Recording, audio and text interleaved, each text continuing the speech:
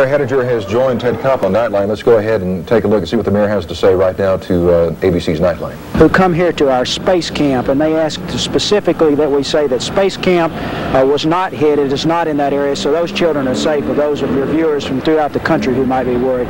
But we have about a quarter of a mile stretch, about 3 miles long, where all the damage was done. It's severe damage, a devastating, very powerful tornado. You know what I have such a hard time understanding, Mr. Mayor? The tornadoes hit this afternoon about, what, 4:30 Central Time, I guess. So we're talking about 5:30 Eastern Time. It wasn't until hours later that we began to hear how bad it was. How long was it before you folks there knew how bad it was? Well, we knew immediately that we had a very severe problem. As a matter of fact, emergency personnel were coming in from all over the North Alabama area, and the state responded very, very quickly, we feel like. It's a matter of getting into this area. It was at a traffic time where traffic was heavy.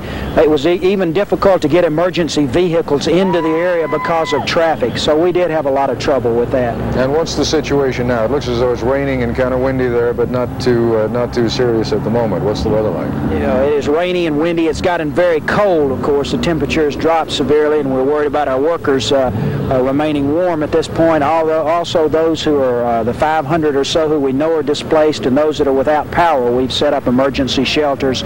We've got a lot of things happening. The city and the community have stepped in. Any idea at all of what the property damage is yet? No, we don't. We'll be tomorrow before we know. It's certainly well into the millions, and we just do not know how much the property damage will be. Now, sometimes during situations like this, the most dangerous aspect of it is the downed power lines. Have those all been dealt with already?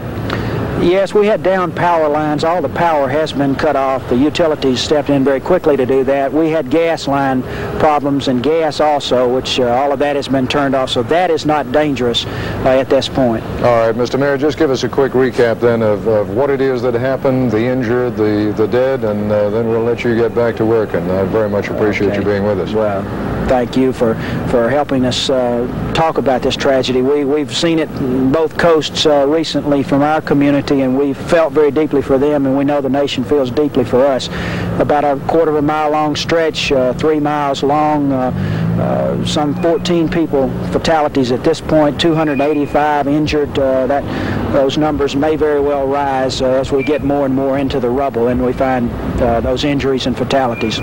Steve Hettinger, the mayor of Huntsville, Alabama, many thanks to you, Mr. Mayor, again for being with us, and Godspeed to all the people of Huntsville. You certainly need help tonight. Thank you for your care. Now have Amy Whitty, who's out at the Winn-Dixie on Airport Road, to tell us about the damage there. Amy? Actually, I'm not at the Winn-Dixie. I'm just a little past the Goldboro store. Winn-Dixie is damaged, but it's fared the best. Right now, Al reported just a little while ago that they were looking for one person. That's now been 2 people. They believe there's an employee and possibly a shopper at either a liquor store.